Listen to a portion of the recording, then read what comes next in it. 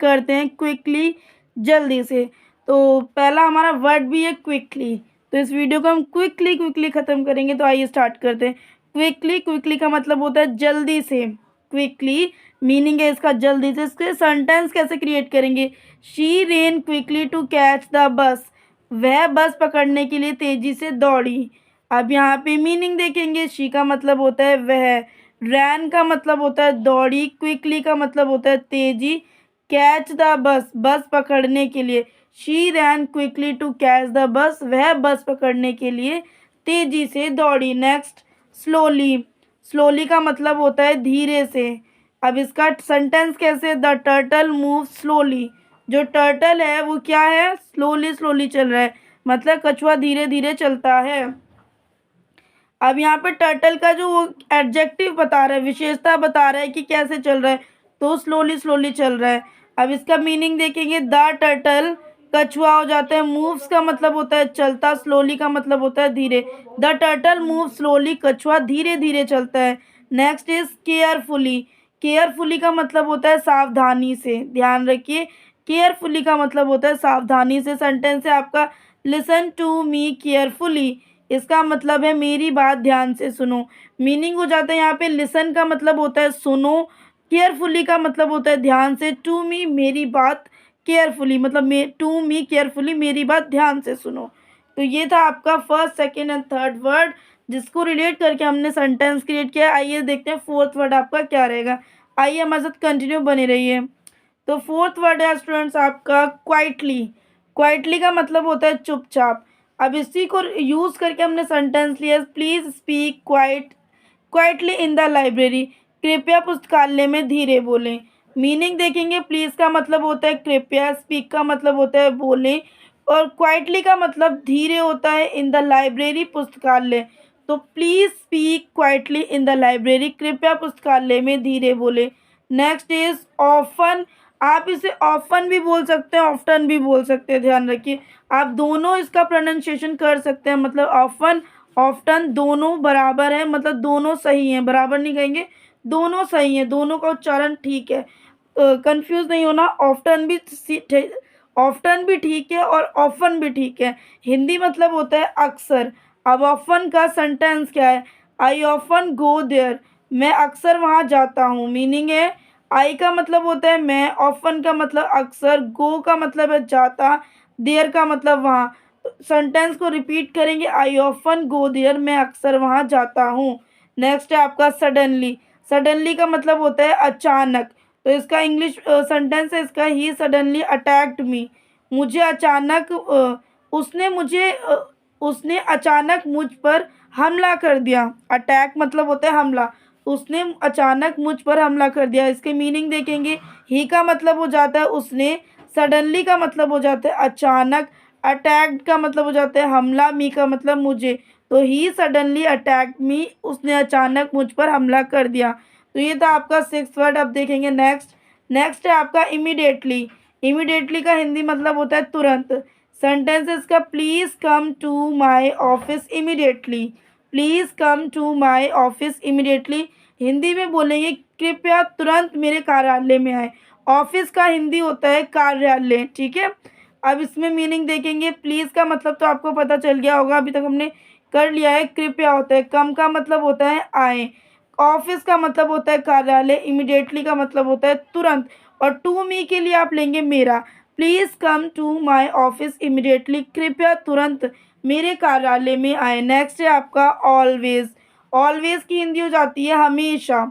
इसका सेंटेंस है, he arrive on time, वह समय पर पहुँचेंगे। मीनिंग है इसके, ही का मतलब है वह, अराइव का मतलब होता है समय, सॉरी, अराइव का मतलब होता है पहुँचे, ऑन का मतलब होता है पर, टाइम का मतलब होता है समय। ही अराइव ऑन टाइम, वह समय पर पहुँचे। नेक्स्ट है आपका नेवर। नेवर का मतलब होता है कभी नहीं, ध्यान रखिए। नेवर का मतलब होता है कभी नहीं। और आपको ये चीज़ भी ध्यान देना है कि नॉट का मतलब कभी भी कभी नहीं होता। नेवर का मतलब होता है कभी नहीं, और नॉट का मतलब होता है नहीं। लेकिन ये कन्फ्यूज़न रहता है कि नेवर, नन, नॉट, नो, इन सब का मतलब नहीं होता है, बट नहीं, सबके यूजेस जो यूज़ करने के तरीके हैं वो सारे अलग अलग हैं। तो नॉट का मतलब नहीं होता है, नेवर का मतलब कभी नहीं होता है, ध्यान रखिए। अब यहाँ पे सेंटेंसेस का I will never talk to you, मैं तुमसे कभी बात नहीं करूँगा। तो इसका यहाँ पे हम मीनिंग जानेंगे और समझेंगे कि कैसे यूज़ हो रहा है। आई का मतलब है मैं, विल का यूज़ होता है गा के लिए, विल का हिंदी मतलब होता है इच्छा, इच्छा जाहिर करना, तो उसके लिए आप विल का यूज़ करेंगे। तो जैसे मैंने बोला मैं तुमसे कभी बात नहीं करूँगा, तो ये भी मैं एक तरीके से इच्छा जाहिर करूँ, सामने वाले व्यक्ति पे इच्छा जाहिर करूँगी, करूँगा या करूँगी, जो भी आप ले सके। नेवर का मतलब होता है कभी, टॉक का मतलब होता है बात, यू का मतलब होता है तुमसे। I will never talk to you, मैं तुमसे कभी बात नहीं करूँगा। तो ये सेंटेंस है आपका नेवर का। नेक्स्ट है आप, आइए स्टूडेंट तो देख लेते हैं आपका 10th वर्ड क्या है। 10th वर्ड है आपका कंप्लीटली। कंप्लीट का मतलब होता है पूरा, लेकिन हमने वर्ड लिया है कंप्लीटली। कंप्लीटली की हिंदी हो जाती है पूरी तरह। इसका सेंटेंस है we agree with you completely, हम आपसे पूर्णतः सहमत है। पूर्णतः मतलब पूरी तरह से सहमत है। पूर्णता को आप वैसे नॉर्मल हिंदी में कहें तो पूरी तरह बोलेंगे। अब यहाँ पे मीनिंग देखेंगे, we agree with you completely, हम आपसे पूर्णतः सहमत है। इसमें कौन, दो लोगों की बात हो रही है, हम आपसे पूर्णतः सहमत है, कोई दो लोग हैं तभी ये बात वी की यूज़ होती है, हम की यूज़ होती है। अब मीनिंग देखेंगे, वी का मतलब होता है हम, अग्री का मतलब होता है सहमत, विद का मतलब होता है साथ, यू का मतलब होता है आपसे, एंड कम्प्लीटली का मतलब होता है पूर्णतः। तो we agree with you completely, हम आपसे पूर्णतः सहमत है। नेक्स्ट वर्ड है आपका वेयर एज। वेयर एज की हिंदी हो जाती है जबकि। वेयर एज की हिंदी हो जाती है जबकि। सेंटेंस है इसका, she likes cat whereas I prefer dogs, कहने का मतलब है उसे बिल्लियाँ पसंद है जबकि मुझे कुत्ते पसंद है। तो यहाँ पे ध्यान दीजिए, जो वेयर एज है वो दो सेंटेंसेस को जोड़ने का, कनेक्ट करने का काम करता है। अब यहाँ पे हम मीनिंग देखेंगे, शी का मतलब होता है उसे, और शी आपका गर्ल के लिए यूज़ होता है, लड़की के लिए यूज़ होता है। लाइक्स का मतलब होता है पसंद। कैट का मतलब होता है बिल्लियाँ, कैट मतलब बिल्ली, लेकिन हमने लिया है कैट्स, तो कैट्स का मतलब होता है बिल्लियाँ। वेरेज का मतलब होता है जबकि। आई का मतलब होता है मुझे। प्रेफर डॉग्स मतलब मुझे कुत्ते पसंद है। तो she like cats वेरेज I prefer dogs, उसे बिल्लियाँ पसंद है जबकि मुझे कुत्ते पसंद है।